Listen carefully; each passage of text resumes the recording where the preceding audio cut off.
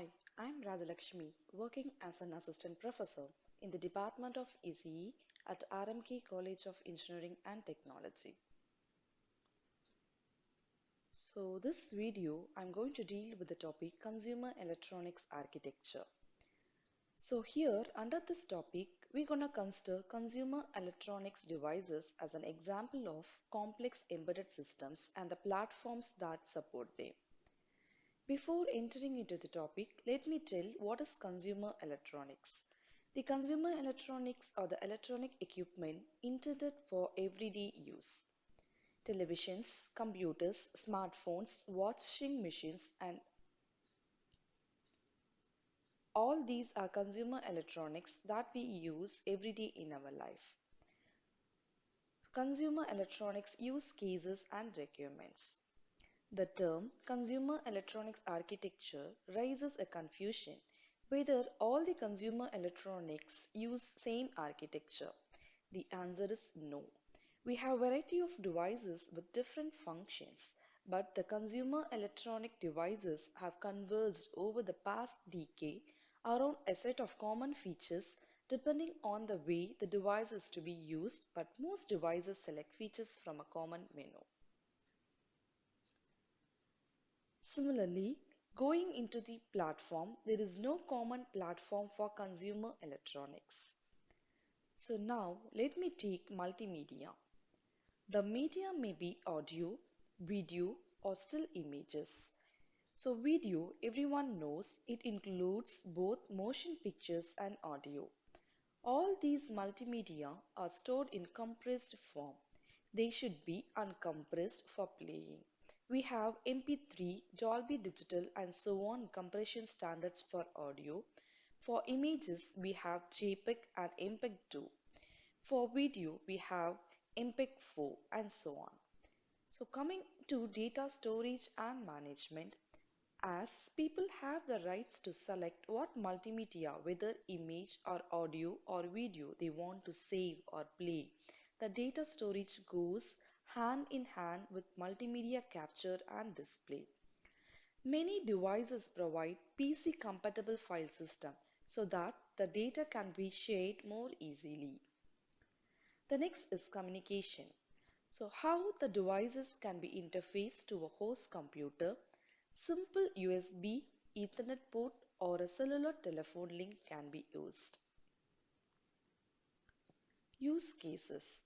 Let me consider some basic use cases of some basic operation. This figure shows use case for selecting and playing a multimedia object. Selecting an object makes use of both user interface and the file system. Playing also makes use of the file system as well as the decoding subsystem and I/O subsystem. This image shows the use case for connecting to a client. The connection may be either over a local connection like USB or over the internet. Some operations may be performed locally on the client device and most of the work is done on the host system. So coming to the non-functional requirement, consumer electronics devices must meet several types of strict non-functional requirements. The first thing is battery. Typical battery for a portable devices provide about 75 milliwatt. The next non-functional requirement to be considered is cost. The consumer electronics must be very inexpensive. Coming to the performance, it is default, the performance should be high.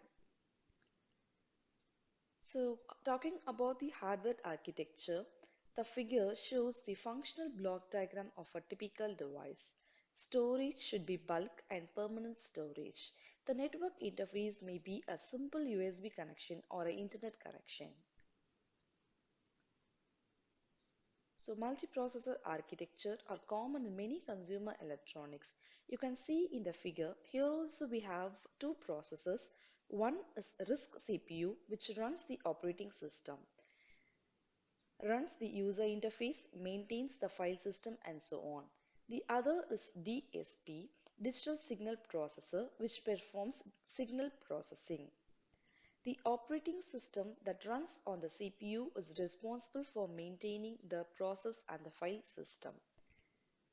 The next important thing that is to be considered for the consumer electronic architecture is file system. So what is file system? It is the method and the data structure that the operating system uses to control how data is stored and retrieved. The first method we have is DOS file system, which was developed by Microsoft for early versions of the DOS operating system. Flash memory is a type of semiconductor memory that provides permanent storage unlike DRAM and SRAM. Many consumer electronic devices use flash memory for mass storage. In flash memory, the values are stored in the cells as electric charges using specialized capacitor. The cells which holds the value does not require external power supply to maintain its value. The last one, flash file system, have two layers. The bottom layer handles the physical reads and writes on the storage device. The top layer provides logical view of the file system. The intermediate layer allows the logical to physical mapping of files to be changed. So that's all about consumer electronic architecture. Thank you.